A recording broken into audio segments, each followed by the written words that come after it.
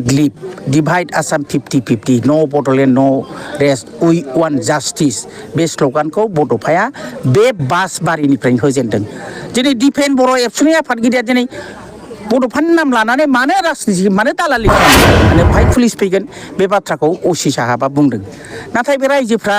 जे दुखुखौ लानानै दङ जयै बिथांमोननि गोसोखौ दिनै बेजों सुग्लायहोनो हानाय नङा। बे जोंनि बर' फिसाखौ आलाय सिलाय खालामनानै सोरबा कम्पानिनो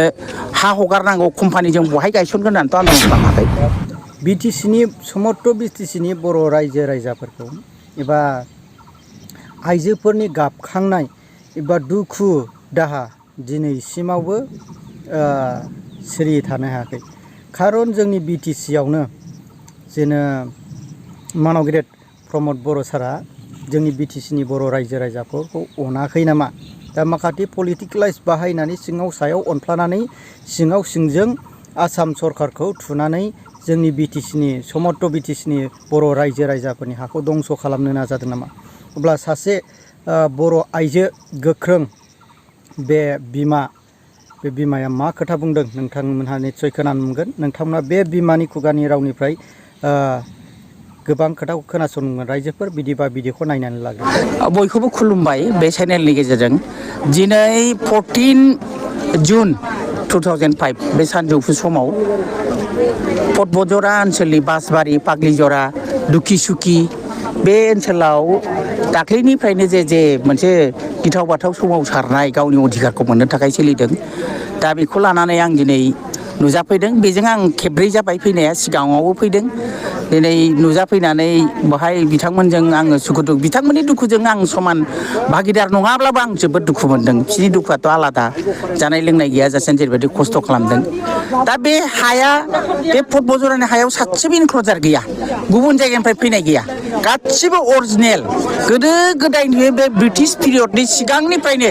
मानसि जाथि जोनोम जानाय बर' हारि उजिजेननिफ्रायनो बे हायाव बे बर' फिसाफ्रा बे हायाव दङ आरो बे गुवार ओनसोलखौ बिथांमोनहानो रैखा होबोनानै दङ।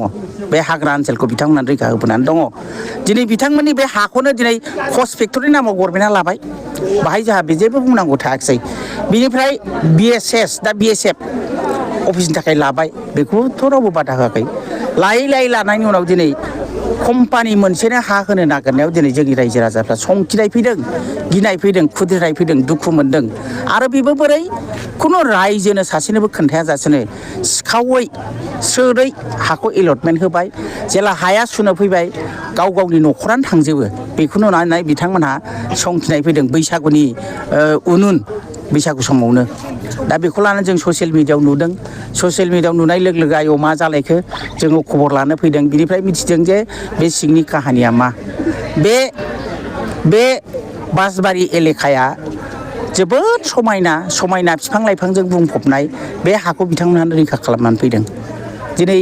बिथांमोननो हा होनो नागारै बिथांमोनखौ दिनै सोलो खालामनानै दानि सरकारा, दानि बिटिआरनि सरकारा CEM प्रमद बर' आरो EM फेरेंगा बिथांमोनहा सिखावै बे हाखौ कम्पानिनो दिनै होनो नागिरदों। बे जोबोद मुगैथाव। दिनैथ' बेहाय खुनु धरननि बेबायदि माबानायनि फैयाखैमोन, खिन्थु रायजोफ्रा जयैनो दं, जाया लोङा बिथांमोनहा एखेबारे रानथाब फोथाब दङ, आं नुफैदों। बिनिफ्राय बेखौनो दिनै लकेल पुलिसा फैनानै बहाय बिदि ज' थानो मोना, पुलिस माने पारमिसन गैया, जेला रायजोफ्रा ज' थागोन होमबानो बहाय पुलिस फैगोन, बे बाथ्राखौ असि साहाबा बुंदों। नाथाय बे रायजोफ्रा जे दुखुखौ लानानै दङ जयै बिथांमोननि गोसोखौ दिनै बेजों सुग्लायहोनो हानाय नङा, आंबाबो हानाय नङा। जे थानो नांलानो पुलिसा ओरै बुंलांबाय न'आव थांदो बुंनो हानाय नङा। खारन बिथांमोनहासो मिथिगौ बिथांमोनहा मा लुबैदों। दिनै आदानि होननायनो हा होनो नागिरनाय, APDCLनो हा होनो नागिरनायखौ बातिल खालाम, लोगो लोगो सान्थि जागोन। रायजोआ बेखौनो लुबैदों। आरो आंबो खावलायगोन, एथ' खस्थ' गायनाय फुनाय समाव दाल' नङा, बिनि सिगांबो दिनै सानथामनि सिगांबो गामि हरना सारना पुलिस फैबाय थानाय समावबो आं फैदोंमोन। तखनबो आं बुंदों पुलिसा मानो बिदि हाबबाय थाखो, रायजोफोरखौ मानो डिस्टार्ब होखो। बेवहायथ' खुनु सिखाव दाखाथिनि बा सोरजोंबा बुलाय सोलाय जाथाय जायाखै। गावसोरसो हाखौ सेखोमानो नागिरदों। गिखागोन रायजोफ्रा। आरो जे जुक्ति लानानै दिनै बे ओनसोलनि बासबारि पाग्ली जरा पार्ट 1 पार्ट 2 दुखी सुखी गासै बे बर' रायजोफ्रा जे एखेबारे खौसेयै जुजिदों आं बाख्नायदों बिथांमोननि साहसखौ आं बाख्नायदों बिथांमोननि हिम्मतखौ आं बाख्नायदों आं बरायो नाथाय बे खोथाखौ बुजिनांगोन बे खोथाखौ हिमन्त बिश्व शर्मानि खोमायाव सोहैनांगोन सोर सोनांगोन प्रमद बर'आ गावनो बुजिग्रोनांगोन नाथाय प्रमद बर'आ जुदि बुजियाब्ला रायजो राजानि बे सोमावसारनायाबो जोबनाय नङा दे जों रावखौबो बुरखायनो हानाय अबस्थायाव दिनै गैया बिसोर मोनसेबो खोथाजों गोजोननायाव गैया साख्रिनि थप होदों माबा साहा बागाननि बिफांनि फैसा होयोनो राबार बागाननि बिफांनि फैसा होयोनो जोंनो मानो नांगौ जोङो मानो बे बिफांखौ जावखुनानै मानो फैसा लानो जोंनो थांनानै थानाय जोंनि मोन्थायखौसो नांगौ जोंनो भबिष्यतनि निरापत्ता नांगौ बे हानि थाखायनो जों आन्दलन खालामदों बड'फा उपेन्द्रनाथ ब्रह्मआ बे बासबारिनिफ्रायनो सिगाङाव 87आव आन्दलना जाजेनदों नाथाय बे समाव 92 डिमान्डखौ लानानै जादोंमोन बासबारिनिफ्राय बड'फा Upendranath Brahma let and let live divide Assam 50-50 no Bodoland नो रेस्ट उइ वान जास्टिस बे स्ल'गानखौ बड'फाया बे बासबारिनिफ्रायनो होजेनदों दिनै दिपेन बर' एबसुनि आफादगिरिया दिनै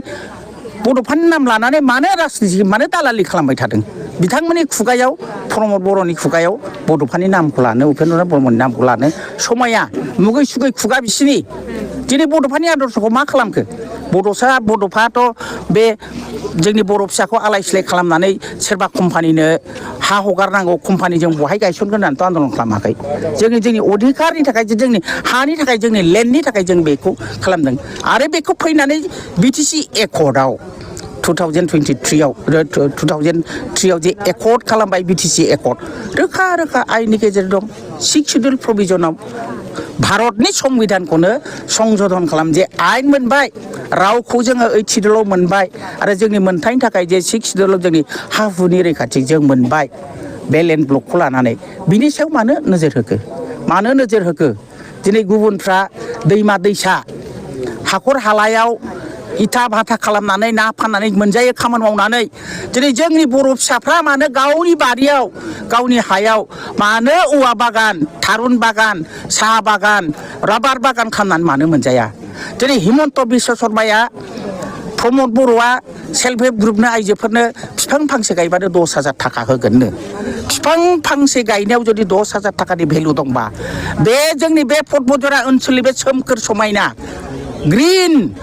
एलेखा बे एलेखानि बिफांखौ मानो दानस'नो नागिरखो मा पाप खालामखो बे बिफाङालाय আমি মাটি নিদো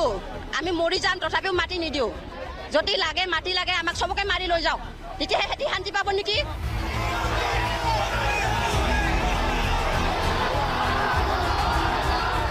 আমি মাটি নিদো বুলি কৈছো নিদো আমি মৰি যাম তেজে গা ধুম লাগিলে সদায় ৰাতিপুৱা গধূলি সদায় পুলিচ আহে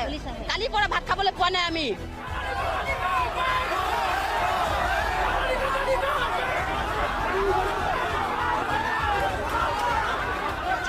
নাই পানি নাই নাকায়া ডাকায়া এখানে আমরা কি করি আছি আন্দোলন করি আছে আজি যদি গারে খুঁটিটা ওই ঝাড়ু দিয়া মারিম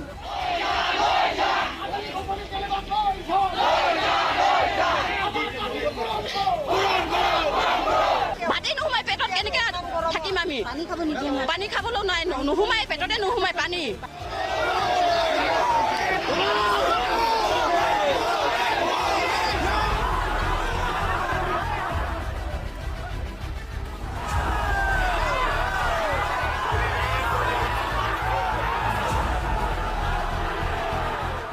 মাটি নিদো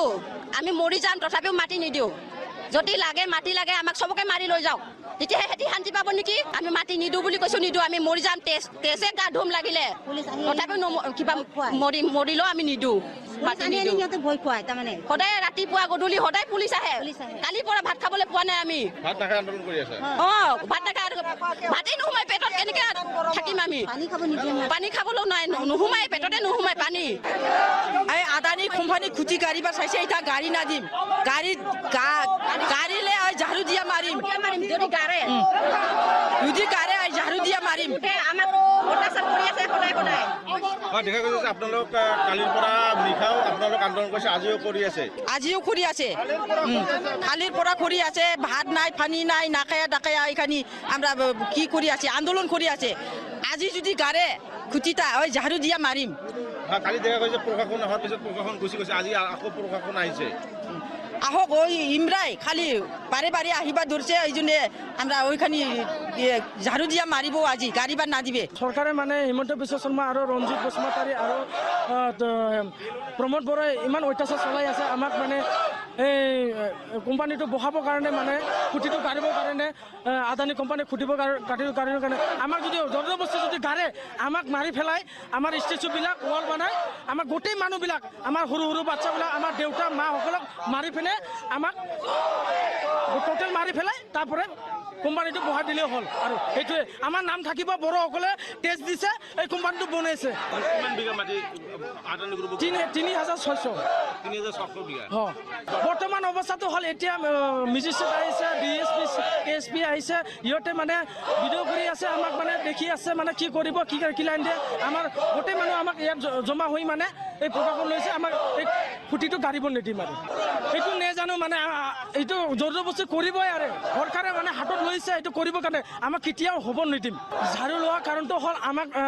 এই আদানী কোম্পানী যদি খুঁটিটো গাড়ে কোনে কোনে কেনে নামবিলাক গাড়ে সিহঁতে মানে ঝাড়ু দি প্ৰকাশ কৰি মানে ৰঞ্জিত দৈমাৰী আৰু হ'ল প্ৰমোদ বড়া আৰু উত্তম হাজৰি সিহঁতক ঝাড়ু দি মাৰিম আৰু সেইটোৱে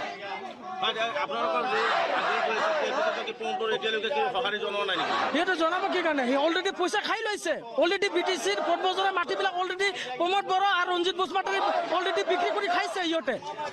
মানে আমাক একো চিন্তা নাই সিহঁতে তাৰমানে ভূমিপুত্ৰক ভূমিহীন কৰিব হয়